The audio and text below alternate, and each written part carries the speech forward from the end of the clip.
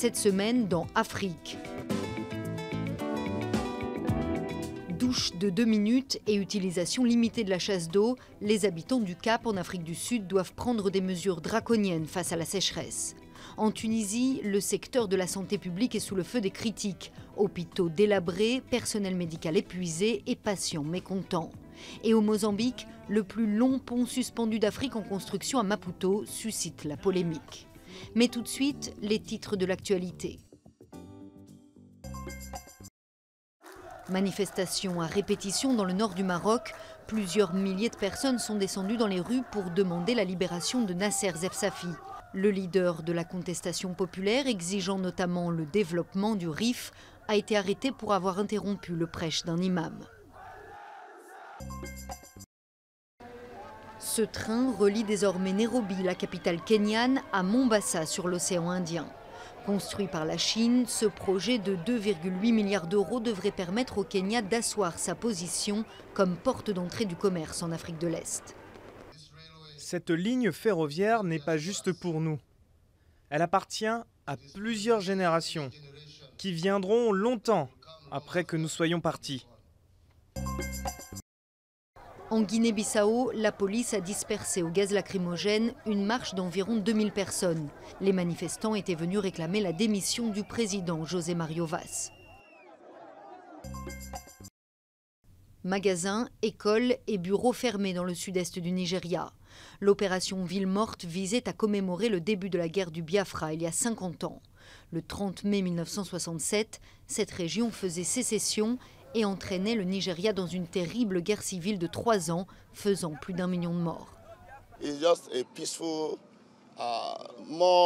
C'est une manifestation pacifique, internationale et plus intelligente. Il n'y a pas de harcèlement, pas de violence, ce n'est pas violent. Le Biafra est un esprit, il est dans nos cœurs. Dernier jour de campagne pour les élections législatives anticipées au Lesotho. Le royaume, qui traverse une profonde crise politique depuis 3 ans, vote samedi. Le ramadan a débuté pour tous les habitants du continent. Au Soudan, les habitants de Khartoum ont célébré leur première rupture du jeûne dans la rue en invitant les passants à dîner avec eux.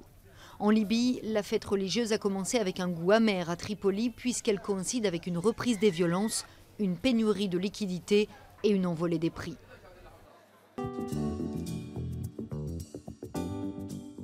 Le barrage de T-Waterskloof n'est plus qu'un vaste désert.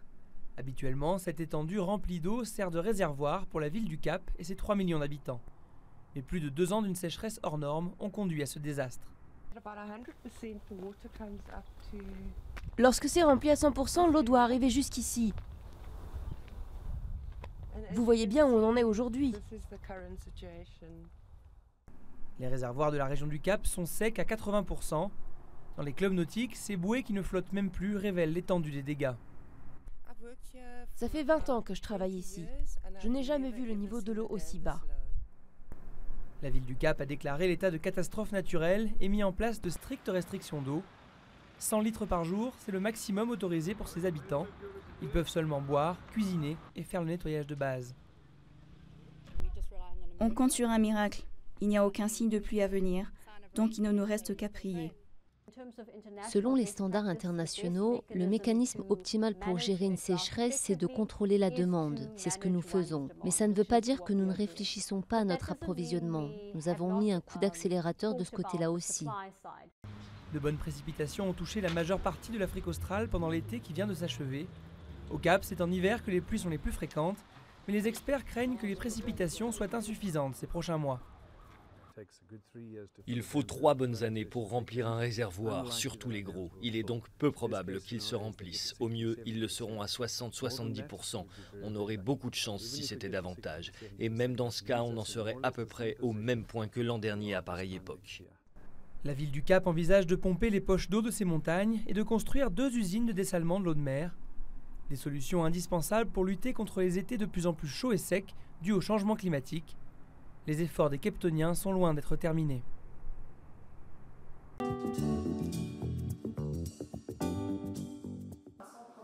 Des murs décrépits, du matériel en panne et des chambres délabrées. c'est un hôpital public de Tunis. Hadj Mahmoud est traité pour un cancer et attend de voir un médecin depuis des jours. Ici, les gens pauvres ne peuvent pas vivre. Il n'y a pas grand-chose à dire. Personne ne nous écoute.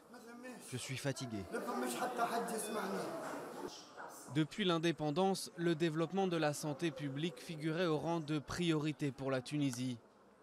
Mais depuis les années 90, la corruption et la mauvaise gestion ont fait régresser le secteur. Une situation qui empire depuis la révolution de 2011. L'année dernière, la dette des hôpitaux publics a approché les 200 millions d'euros, d'après le ministère. Après la révolution, on a inscrit des projets qu'on n'arrive pas à réaliser, soit on a construit des structures et qui ne sont pas fonctionnelles, soit par manque de moyens humains, ressources humaines, soit par manque d'équipement, soit ils sont là fermés qu'on a oubliés. Les mauvaises conditions mettent aussi une forte pression sur le personnel médical. Ils doivent gérer des patients mécontents et un manque de moyens critiques. Chaque jour, nous avons des problèmes. Chaque jour. Au minimum, c'est une agression verbale. Même si nous essayons de parler avec les patients respectueusement. En 10 ans, l'espérance de vie en Tunisie est malgré tout passée de 66 à 73 ans. Mais en dehors de la capitale, la situation est bien pire. Et avec les coûts très élevés des cliniques privées, la plupart des Tunisiens doivent faire avec.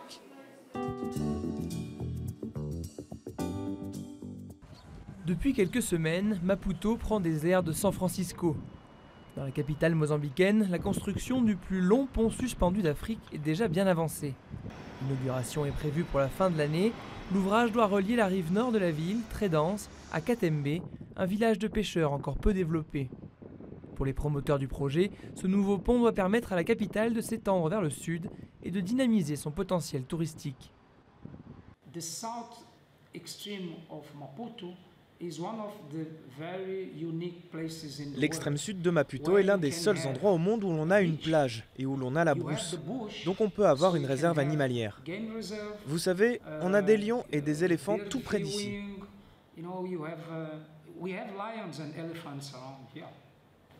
D'une longueur totale de 3 km, le pont enjambe la baie à 60 mètres au-dessus de l'eau.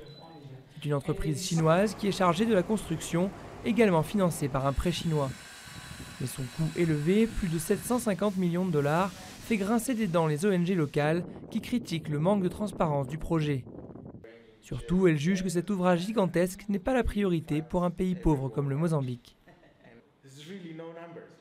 On n'a aucun chiffre. Il faut un pont pour environ 100 ou 200 voitures par jour de chaque côté.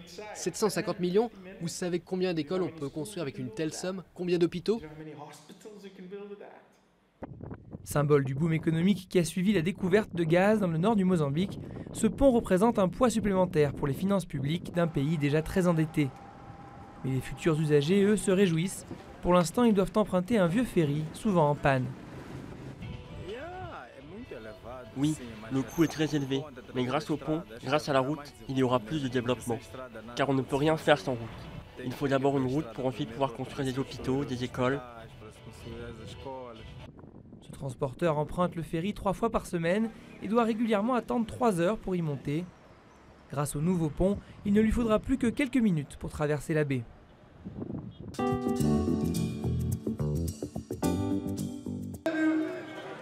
C'est en Côte d'Ivoire que la première édition du Grand Prix hippique de la CEDEAO était organisée. 12 pays d'Afrique de l'Ouest y participaient et c'est justement un Ivoirien qui a remporté l'épreuve la plus prestigieuse, le 2400 mètres.